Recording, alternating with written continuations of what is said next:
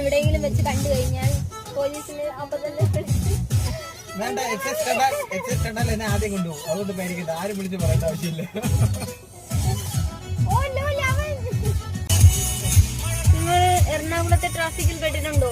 ഇതേപോലെ അങ്കമാലി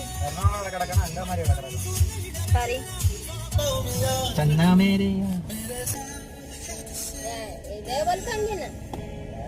പക്ഷെ ഈ ഓട്ടോമാറ്റിക്കൽ ഇല്ല, മാനുവലാണ്.